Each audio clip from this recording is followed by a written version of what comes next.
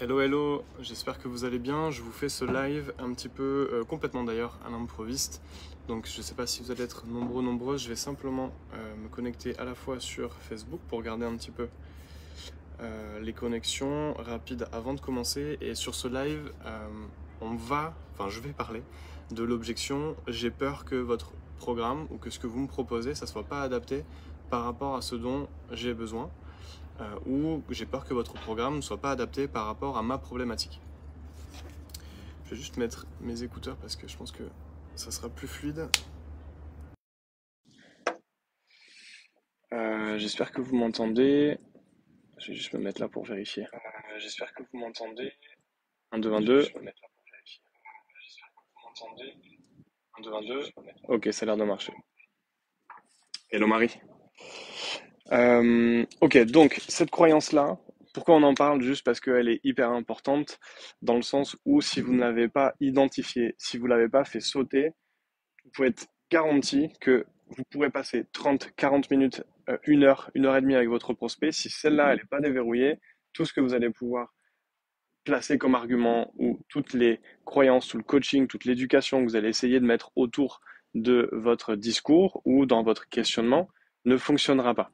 Parce que cette croyance-là, ton programme n'est pas adapté à mon besoin, elle fait partie d'une des 4 croyances qui est hyper importante à aller checker au départ. Et donc, c'est une des croyances qui fait partie des 4 C de la confiance. Les 4 C de la confiance, c'est quoi? Je vous le rappelle, c'est la confiance envers vous, closer, la confiance envers l'entrepreneur, la confiance envers le programme ou la solution, et la confiance du prospect en lui, donc dans sa capacité à réussir, dans sa capacité à passer à l'action, dans sa capacité à pouvoir utiliser la solution que vous lui mettez en avant, etc. Donc, si les 4 C déjà de base ne sont pas cochés, ça sert à rien d'avancer. Et donc, il est hyper important que vous alliez cocher, vérifier dès le début de l'entretien sur votre phase de préqualification. Je ne sais pas si vous entendez, il y a un petit bateau qui passe autour. Ça me fait monter un peu le son. Donc, ça fait partie de la phase de préqualif que vous pouvez directement mettre en place. Phase de préqualif, c'est quoi? C'est en gros, vous allez avoir pendant 15 minutes la première partie de votre entretien. Et c'est dans cette première partie de l'entretien que vous allez préqualifier votre prospect. Donc, il y a plusieurs méthodes de préqualification. La plus simple, en tout cas, c'est celle où vous allez valider le besoin, les enjeux et les différentes sphères décisionnelles. Donc, les sphères décisionnelles, c'est l'appellation qu'on leur a donnée. Peut-être que pour vous, ça s'appelle les 9 croyances, si vous avez été chez l'ami Levi. Ça peut être les 10 Clarities si vous avez été chez Ellie Wild ou ce genre de choses-là. Donc, il y a toujours des éléments qui sont hyper importants à valider, donc qui sont indispensables. Vous les avez peut-être vus en formation. Pour mes élèves, du coup, vous les connaissez, mais en tout cas, ça fait partie des éléments de base à aller checker. Et donc, du coup, en 15 minutes, vous faites un premier tour de la situation de votre prospect et normalement, à la fin de vos 15 minutes, vous êtes censé, vous êtes capable de vous dire, OK, bah là, en fait, ça vaut le coup que je continue à creuser avec mon prospect ou au contraire, bah là, je sens qu'en fait, mon prospect n'est pas qualifié et qu'on va perdre du temps sur l'entretien. Ou également, dernier élément, ok, bon bah, pour moi la situation elle est plutôt ok. Maintenant, il y a X éléments à aller valider de mon côté. Et donc du coup, c'est là où vous passez sur la phase de qualification. Euh, alors, juste, j'ai mon écran à côté justement pour pas trop vous faire perdre de temps sur ce live-là, pour aller straight to the point, pour vous donner le maximum d'éléments. Donc, je regarderai régulièrement mon écran. Euh, je reviens juste pour donner une petite métaphore, mais si vous ne traitez pas cette objection-là, je pense que ton programme n'est pas adapté à mon besoin. Vous allez creuser plein de petits trous, en fait, lors de votre découverte, de votre phase de qualification. Super, vous allez creuser plein de petits trous, vous allez trouver plein de petits trucs. Peut-être que vous allez voir ou faire émerger des besoins, des enjeux, des choses qui sont hyper importantes. Vous allez pouvoir peut-être descendre dans les douleurs ou au contraire descendre dans la vision, etc. Sauf que le gros trou principal n'aura pas été traité. Et donc au final, tous ces petits trous-là, là, vous aurez pris le temps de creuser sur votre call pendant 30, 40 minutes et vous dites, OK, trop bien, bah, mon prospect, il est en train de comprendre que ça a de l'intérêt, il est en train de prendre conscience de sa douleur, de ce que ça lui coûte, de ses impacts, etc. Bah, au final, vous verrez qu'à la fin de votre call, le prospect ressortira quand même avec, bon, de toute façon, il faut que je réfléchisse. Et vous aurez beau être parti dans les pains, vous aurez beau avoir fait la vision et montrer les impacts et les bénéfices, etc. Le sujet majeur, c'est cette croyance-là qui fait que je suis pas sûr que ça soit fait pour moi. Hop, je vais juste enlever ça. Ah, ok, donc on passe sur ça, vous avez compris, donc ça faisait partie d'un des gros piliers du closing, et donc vous deviez le valider dès le départ. Si vous regardez le live en live, dites-moi live d'ailleurs, et si vous le regardez en replay, dites-moi replay, ça me fera plaisir aussi de vous voir un petit peu passer, mettez des pouces, mettez des cœurs si vous regardez la vidéo, c'est toujours agréable et plaisant. Donc, il y a plusieurs étapes pour aller chercher et débunker cette première croyance-là. Il y en a, je vous en ai donné en tout cas 4 pour être efficace sur ce live. Donc il y a 4 étapes à respecter. La première étape à respecter sur votre appel, et ça vous pouvez le faire dès le départ, dans les 5 premières minutes, c'est d'aller vérifier que le C de la confiance envers votre solution, donc ce que vous proposez, ok, est coché. Et donc pour ça, vous allez poser des questions. La question toute simple que vous pouvez poser, ça peut être, bah, écoute, merci d'avoir réservé cet appel. Ok, par rapport à ce que tu as pu voir, de ce qu'on me proposait, qu'est-ce que tu en as pensé?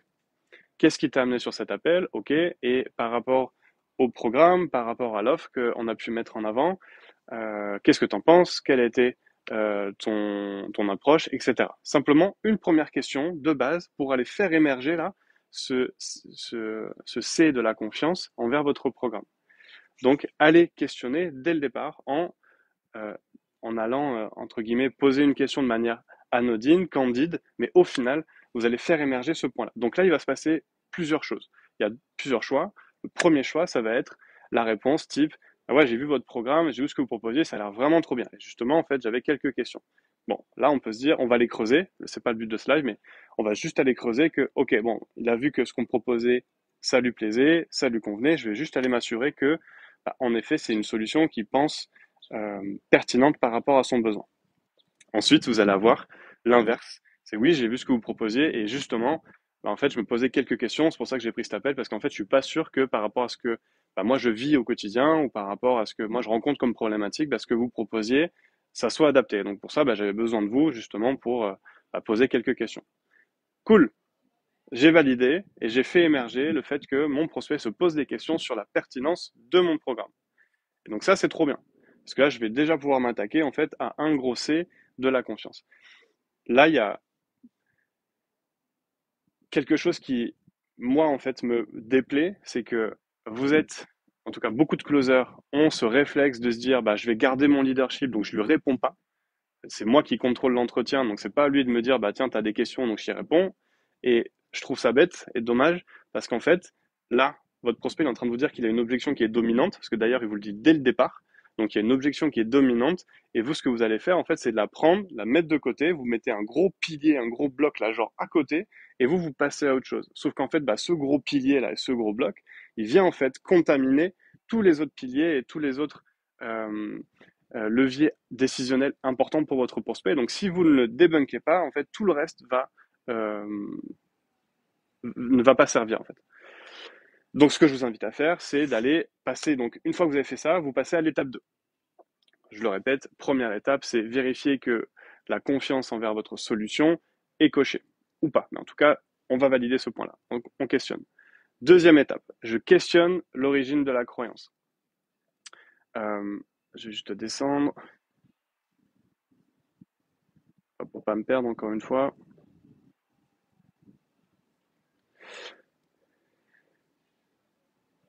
Donc mon prospect vient de me dire non, j'ai pas confiance, ou en tout cas je me pose des questions sur votre programme.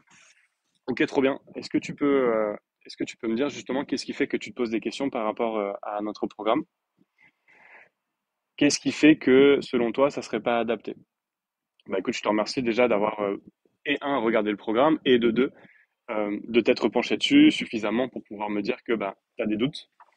Et je trouve ça trop bien d'ailleurs que tu me les partages parce que bah forcément tu vas investir du temps, de l'argent, de l'énergie, des efforts et donc du coup bah si c'est pour investir ces choses-là, c'est pas pour les investir dans quelque chose qui va pas te servir. Donc, merci de me le partager. Est-ce que tu peux m'en dire un petit peu plus justement sur ce qui me fait penser ça? Je fais toujours, en tout cas, je fais beaucoup d'empathie, de reconnaissance pour pas me mettre en fait en opposition ou en friction. je veux pas non plus faire un excès de zèle et un excès de leadership en fait pour lui montrer qu'en fait c'est moi qui connais mieux que lui. Je veux en fait lui montrer que bah, il a complètement le droit de penser ça et que justement en fait en lui donnant la parole et en lui donnant de l'espace, je sais qu'en fait mes arguments et du coup bah ses réponses vont être plus sincères parce que quand vous ne vous sentez pas jugé, vous êtes en confiance et donc du coup vous vous livrez plus facilement. Ok. Euh, il y a une erreur que les closers, surtout les closers débutants, font dans ce genre de réaction, c'est-à-dire bah, le prospect, enfin deux erreurs du coup. Le prospect leur dit bah voilà, je suis pas sûr que ça soit adapté, et il va y avoir l'erreur 1 qui va être celle que je vous ai partagée, qui est de mettre de côté, passer à autre chose et embrayer sur leur script. Donc là, c'est la stratégie de l'autruche. Et ensuite, il y a la deuxième erreur qui va être, ok, je l'entends dans mon entretien, il me le fait ressortir, il me dit bah en fait qu'il n'est pas convaincu que cette offre-là ou ce programme en fait soit adapté à sa solution. Qu'est-ce que je vais faire? Boum, je vais lui donner des arguments, ou boum, je vais lui pitcher notre vision, ou je vais lui expliquer par A plus B que bah si en fait justement ça peut bien s'adapter parce que blablabla. Et là vous basculez en mode vendeur. Et donc là vous passez complètement à l'opposé et tout ce que vous allez faire en fait c'est euh, susciter beaucoup plus de friction de la part de votre prospect que d'éléments de réassurance. Donc encore une fois, la stratégie de l'autruche, ça ne marche pas. Et la stratégie de je lui montre ou je lui explique par A plus B, je suis trop en énergie parce que je crois trop en mon programme. Et je lui montre en fait que bah si, c'est trop bien, tu verras, et parce que bah, tu m'as dit qu'il y avait ça, et donc tu vas voir qu'en fait c'est 100% adapté, blablabla. Ça ne marche pas non plus. Parce que du coup, là, vous réveillez plus de méfiance que de confiance. Ok. Euh, Je vous ai donné une phrase, il me semble, tout à l'heure, mais je vous la redonne, c'est, écoute, merci de me partager ça, je suis curieux. Qu'est-ce qui fait que ce programme pourrait ne pas être adapté à ce que tu recherches? Cette question, elle est forte en fait parce que elle va vous permettre à la fois de récolter une objection dominante, donc c'est-à-dire, bah, je pense que ce programme il n'est pas adapté parce que blablabla. Donc là, boum, j'ai encore une fois une clarification, un éclaircissement de la croyance de mon prospect. Et donc, avant de traiter une croyance, il faut d'abord que je l'identifie. Et donc, du coup, en me posant cette question, bah, en fait, c'est trop bien parce qu'il va me dire, bah, moi, je pense pas parce que, bah, selon moi, en fait, blablabla. Boum, je suis en train de mettre de la clarté sur ça.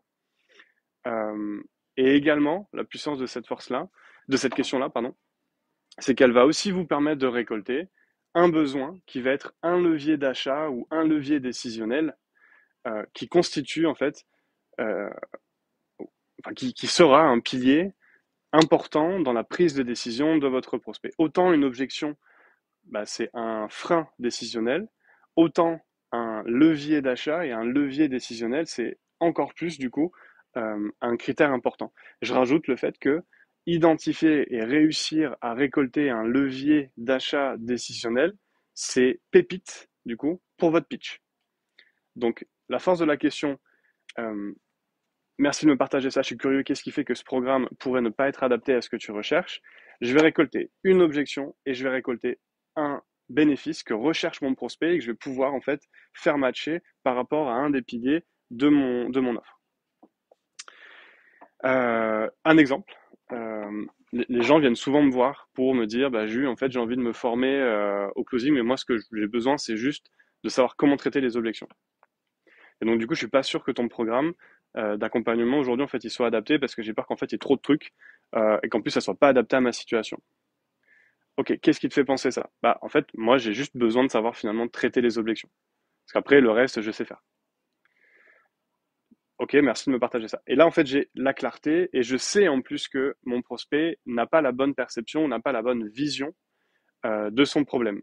Parce que dans sa tête, le problème, c'est les objections. Et donc, du coup, sa solution pour lui, c'est des arguments ou une technique ou une méthode pour traiter l'objection.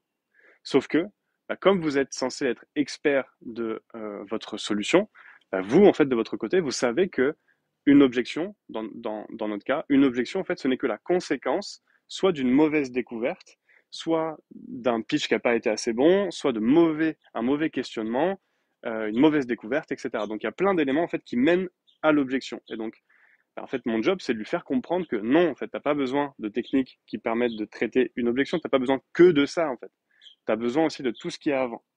Mais avant d'arriver à ça, et surtout pas de lui dire en fait tout de suite, de lui dire bah en fait non, une objection c'est ça, et donc du coup blablabla, je vais continuer à creuser, et du coup je vais passer à mon étape 3. Euh, Avant de passer à ça, il me semble que il faut que je vous partage un élément important justement au cas où vous feriez un peu vanner. Ah oui, si, encore une fois, euh, avant d'aller là-dessus, un autre risque là que certains closers pourraient faire et font en fait, c'est de se dire ok, j'ai été patient une première fois, je me suis pas engouffré dans la brèche et je lui ai pas répondu tout de suite, j'ai pas donné un argument, j'ai questionné et donc du coup j'ai questionné, boum, je suis arrivé à une précision de la croyance. Bon bah là maintenant en fait, je peux aller casser la croyance. Eh ben non, il faut toujours que vous fassiez slow down, que toujours que vous soyez encore patient, d'accord? Et on va aller encore une fois prendre un petit peu plus de temps. On va rester dans l'écoute et dans l'empathie. Vous allez pouvoir remercier votre prospect de vous avoir partagé ça. Bah, écoute, merci de ton partage. En fait, ça fait sens. Je vois un petit peu mieux là où toi tu veux en venir. Et toujours pour continuer un petit peu dans cette lancée, selon toi, de quoi tu aurais besoin ou la solution que tu imagines, qu'est-ce qu'elle contient? Je vous redis la phrase et écoutez bien la tonalité. Merci de ton partage. Mais écoute, en effet, ça fait sens et je vois un petit peu mieux là où toi tu veux en venir. Et toujours pour continuer un petit peu dans cette lancée, selon toi, de quoi tu aurais besoin ou la solution idéale, selon toi toujours, qu'est-ce qu'elle contient? Il y a le selon toi et euh, je vois un petit peu mieux là où toi tu veux en venir. Donc, je dis pas en fait que je suis d'accord avec son raisonnement, je dis juste que j'ai compris son raisonnement et que je comprends là où il veut en venir. J'ai pas dit que je valide, j'ai dit que je vois là où il veut en venir et je comprends mieux, du coup, ce qu'il a en tête. Et là, ce qui peut arriver, c'est que votre prospect vous bâche et peut vous répondre, par exemple, un petit peu dans le sarcasme. Bah justement, en fait, c'est pas trop à moi de vous dire ce dont j'ai besoin et je pensais justement que bah, c'était vous qui alliez me le dire et c'est pour ça que j'ai pris un appel. Là, vous continuez à rester stoïque et vous répondez, par exemple, bah, moi, en fait, j'ai bien une idée, mais en fait, si de ton côté, t'es pas ouvert à écouter l'entièreté de l'idée ou que tu es déjà fermé à ce que je pourrais te dire, ça aura pas d'impact. Donc, c'est pour ça, en fait, que je te pose la question, qu'est-ce que tu avais déjà en tête ou selon toi, qu'est-ce qu'il faudrait? Parce que, encore une fois, moi, j'ai une idée, mais si t'es pas ouvert aux solutions qui s'offrent à ton problème, bah, en fait, on pourra pas trop avancer, en fait. C'est hyper important. Je pense que si vous êtes là, vous regardez le live, il y a sûrement beaucoup de closers et vous avez déjà entendu l'importance de la tonalité. Je rajoute l'importance du débit, du rythme, qui sont des éléments qui sont hyper importants justement pour à la fois être capable d'affirmer son point de vue, d'affirmer ses idées. Ça s'appelle l'assertivité, ça. Garder son leadership et continuer à ne pas casser la confiance de votre prospect parce qu'au final, oui, vous contrer un petit peu ce qu'on vient de vous dire, mais vous restez bienveillant. Donc ça, c'est plus difficile d'être capable de dire des choses un peu frontales, mais toujours en restant bienveillant. Donc là, à la fin de la séquence, vous êtes censé avoir récupéré l'objection, en tout cas l'objection dominante, donc un gros pilier de doute ou de peur qui est lié à votre offre, et donc qui constitue un réel frein à l'achat. Donc ça, vous êtes censé avoir récupéré ce pilier-là, et vous êtes aussi censé avoir récolté un avantage ou un bénéfice important qu'espère retirer votre prospect dans la solution dans laquelle il souhaite investir. Donc là, on passe à la dernière étape, comme on dit en anglais, last but not least, avec l'accent. C'est celle qui va avoir le plus d'effet, mais qui est la plus complexe parce que elle vous demande un niveau d'expertise et un niveau de connaissance sur votre offre qui est plutôt important. Là, on passe un petit peu en mode coaching parce que ça va demander quelque chose d'important, en tout cas de complexe, qui est d'être capable de faire shifter une croyance. Euh, c'est la capacité en fait à shifter le paradigme, la vision ou la perception de votre prospect sur son besoin. Ce que j'entends par shifter, pour ceux qui ne sont pas à l'aise avec ce mot-là, en fait, c'est comme si pour votre prospect, il y a tout qui se passe ici, là. Il y a tout qui se passe, alors là, ça c'est ma gauche, il y a tout qui se passe à sa gauche. Son problème, sa vision, sa solution, il y a tout qui est là, là. En fait, votre job, vous, c'est de faire, attends, regarde un petit peu ici, là. En fait, c'est d'être capable de basculer le paradigme de votre prospect, en fait, de l'éclater et de l'ouvrir. Donc, en programmation neurolinguistique, il y a un prédicat que j'adore qui est je ne sais pas ce que je ne sais pas. Et là, en fait, c'est la même chose. C'est-à-dire, c'est lui faire comprendre, gros, tu ne vois pas tout. Tu ne vois pas tout et, ok, tu n'as qu'une vision euh, limitée de ce qui se passe réellement. Et donc, je vais te montrer, en fait, tout ce qui se passe euh, au global. Et donc, c'est comme ce que je vous ai dit. Typiquement, pour toi, tu penses qu'en fait, tu as besoin que d'une technique pour traiter l'objection, alors qu'en fait, tu as besoin de techniques de questionnement, tu as besoin de maîtriser ta communication, ton écoute, euh, ta tonalité, tu as besoin d'avoir un pitch qui soit plus important, tu as besoin d'améliorer ta préqualification, ta qualification, ta persuasion, etc. Ce qui est assez fort et puissant, ça c'est mon étape préférée dans tous les cas, ce qui est assez fort et puissant dans cette dernière étape, c'est que quand vous l'avez mené à bien, vous entendez, en règle générale, cette phrase qu'on adore et qui est ah, mais putain, j'avais pas vu les choses comme ça, ouais. Et là, vous avez gagné. Là, vous avez gagné. Quand vous avez réussi à faire ça en programmation neurolinguistique, c'est ce qu'on appelle un recadrage. Donc, vous avez fait un recadrage de croyances. Et donc, vous avez réussi à changer la perception de votre prospect sur son problème et sur son besoin. Encore une fois, ça, c'est des choses qu'on apprend dans l'accompagnement. C'est pas de la vente, c'est beaucoup de coaching. Il y a beaucoup d'outils de PNL et il y a beaucoup d'éléments pour aller justement être capable de cerner, d'identifier le vrai problème, le vrai frein et d'être capable de les shifter. Et je trouve qu'un bon sales aujourd'hui, un bon closer, c'est aussi quelqu'un qui a cette compétence un peu de coaching là et qui s'arrête pas simplement de la surface, mais qui est capable d'aller creuser en profondeur avec son prospect et qui est en plus en maîtrise du coup de certains outils pour justement l'aider en fait à eh ben, soit prendre confiance en lui, supprimer ses peurs, augmenter sa motivation, son passage à l'action, etc. Donc, félicitations. Si vous avez ce genre de phrase, c'est que vous avez bien taffé, mais vous relâchez pas pour bien vous assurer que le prospect en fait a bien compris. Donc là, il y a c'est pas de l'ego, mais c'est pas une erreur. C'est ok, mon prospect me dit ah ok, j'avais pas vu les choses comme ça. Et là, on pourrait se dire cool, j'ai shifté, c'est bon, ça marche, allez boum, maintenant on passe, on avance.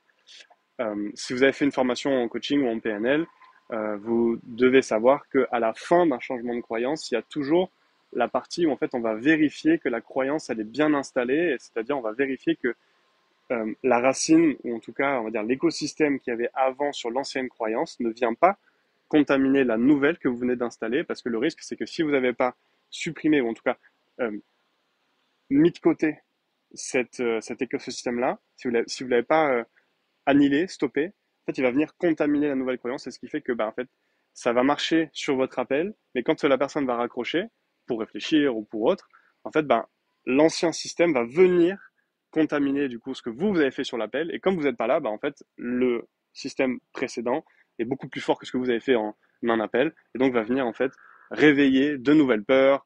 Maintenant tu peux pas faire ça, je reviens dans ma zone de confort, blablabla, etc. Ok, donc du coup, votre prospect vous dit, ah ok, bah j'ai pas vu les choses comme ça, trop bien. Et là, en fait, ce que vous devez faire, c'est-à-dire, quand tu dis que t'as pas vu les choses comme ça, qu'est-ce que tu veux dire par là? Encore une fois, dans la tonalité, soyez pas euh, trop excité, trop enthousiaste. Juste garder un petit peu de, plutôt de la, pas de la candeur, mais euh, c'est-à-dire, quand tu dis que t'as pas vu les choses comme ça, qu'est-ce que tu veux dire par là? Et en fait, c'est vous qui allez mettre en énergie votre prospect qui va vous dire, bah, en fait, tu as complètement raison. C'est vrai que là, ce que je pensais, en fait, c'était que, en fait, c'était juste des objections dont j'avais besoin, mais au final, je me rends compte que dans mon questionnement, au final, ben, il y a plein de choses, en fait, que j'avais pas identifiées, que mon prospect me dit à la fin, et heureusement que, voilà, blablabla. Euh, ou ça peut être, par exemple, si vous êtes dans la nutrition, bah, moi, je pensais, en fait, que j'avais pas besoin de ce programme-là parce qu'en effet, moi, je pensais que parce que j'avais pas de troubles alimentaires, bah, en fait, j'avais pas besoin de me lancer dans une formation là. Alors qu'en fait, que ce que tu es en train de me dire, c'est que le problème, c'est pas le fait d'avoir des troubles alimentaires. En fait, le problème, c'est juste les pensées que j'ai qui me créent, en fait, un circuit neuronal qui s'active sans que je le veuille. Et au final, ça débouche en fait sur tout un tas de comportements aujourd'hui que je maîtrise pas. Donc en effet, c'est pas parce que j'ai pas de problème de troubles alimentaires que j'ai pas besoin d'informations. Au contraire, elle me paraît même plus pertinent que ce que je pensais. Et là, vous avez réussi. Votre prospect vient de se closer de lui-même en fait sur la pertinence de votre programme et vous avez installé une nouvelle croyance. Et en plus, il y a un lien de confiance qui vient de s'installer parce que vous n'êtes pas basculé en mode vendeur. En fait, tout ce que vous avez fait, c'est juste questionner. Vous avez juste aidé le prospect à tourner la tête vers ailleurs et vous lui avez donné 100% responsabilité de est-ce que tu veux continuer, enfin, est-ce que tu veux maintenant regarder à droite ou est-ce que tu veux toujours continuer à regarder à gauche? Et ça, c'est important parce que bah, vous basculez pas en mode vendeur, parce que vous n'êtes pas en pression externe. Pression externe, c'est en fait c'est vous qui mettez la pression à votre prospect pour que le prospect change d'avis. C'est le prospect de A à Z qui fait son choix en pleine conscience tout du long. Et de nouveau, un élément qui est surtout hyper important, on était là pour ça, bah, vous avez validé la croyance que, en effet, ma solution, elle est bien adaptée par rapport à ton besoin. J'espère que ça vous a apporté de la valeur. S'il y a quelques personnes là qui sont en live, je vous laisse quelques secondes pour me poser vos questions. En tout cas, si vous êtes en replay, n'hésitez pas à me poser vos questions sur le live. Je me ferai un plaisir de pouvoir y répondre. N'hésitez pas pareil à me dire ce que vous en avez pensé, si vous avez envie que je réitère ce genre de live qui a été fait un petit peu à l'improviste. Donc ça m'a fait plaisir de partager un petit peu de valeur. Il me semble que c'est un sujet qui est aussi important. Peut-être qu'on n'a pas conscience quand on se lance ou quand on débute dans le closing ou au contraire quand on a un petit peu trop la tête dans le guidon quand on vend sa presta. Donc voilà, j'espère que ça vous a apporté de la valeur. Prenez soin de vous. Bon dimanche. Je vais peaufiner mon bronzage agricole là sur ma petite terrasse bordelaise. Prenez soin de vous et je vous dis à bientôt.